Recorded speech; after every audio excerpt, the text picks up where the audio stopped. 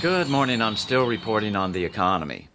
An interesting new paper by Harvard economist Ken Rogoff, a member of the Group of 30, a transnational group of the world's top economists, discusses ways of eliminating cash from national economies. Rogoff discusses several tools, including the imposition of old stamp taxes on currency, one of the causes of the American Revolution, and even lotteries, which would invalidate the last serial number of dollar bills every year, thereby making invalid 10% of the cash currency each year. It's important to remember that cash-based economies are low-debt or no-debt economies. A cashless economy would be an economic world completely controlled by big bankers. Freedom from control by big bankers was one of the core tenets of the founding of America.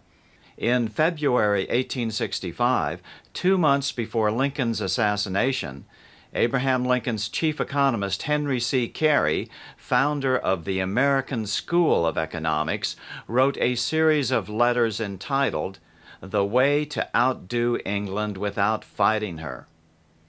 Carey marveled that despite the huge costs of the Civil War, which would end only 6 weeks later, the American economy was still flourishing.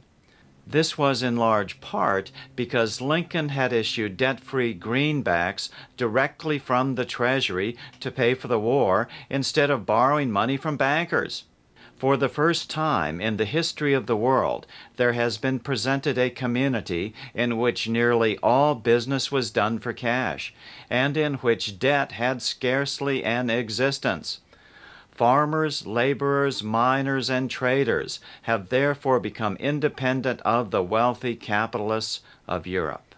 Contrast that to the Rogoff paper, which proposes several ways to eliminate cash. One idea was proposed by a Federal Reserve employee in 1999.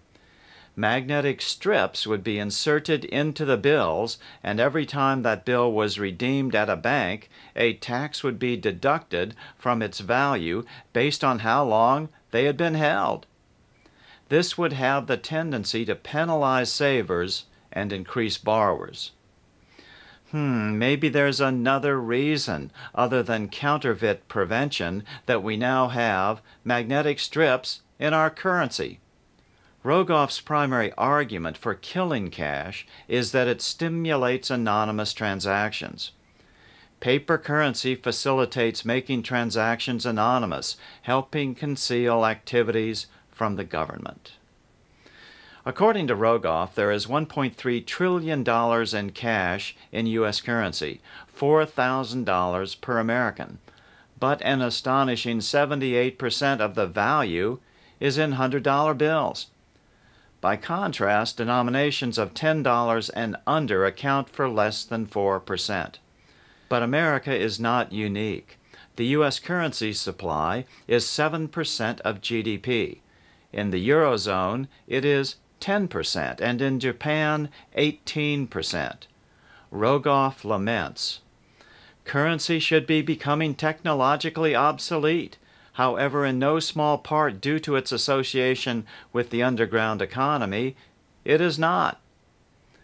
The Rogoff paper exaggerates the illegal uses of cash, but barely touches on the civil liberties concerns that really drive people's love of cash. A cashless society favors more big government control in a world where humans seeking freedom now feel that government is no longer their friend against big bankers. Government is now their overbearing enemy and is now almost completely fallen under the control of big money.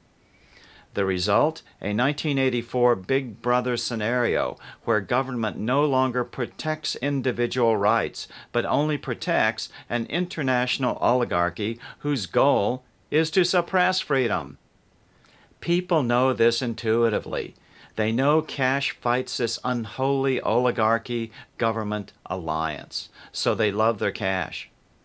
And good governments should love cash as well. Yes, they lose some tax revenues, but this is probably grossly exaggerated, and Rogoff doesn't challenge it. According to Rogoff, in the U.S., $385 billion of tax revenue is lost every year because of the cash economy. But imagine a world where all money was initially created by the government, not as debt, but as cash.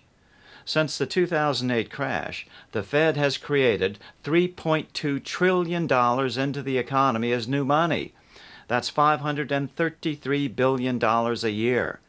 But they have done so by buying debt, by buying toxic mortgages from banks with Federal Reserve notes, a debt instrument. That's giving the banks $533 billion a year to make good on their risky loans. Why don't they create a system that gives that money to us?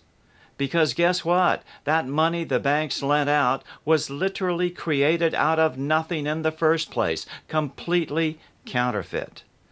Had the government created that $533 billion per year as cash, there would be no massive increase in national debt, no massive increase in interest payments on national debt, and a ton of money would have been spent into the real economy, reducing the economic burdens of 99% of the population.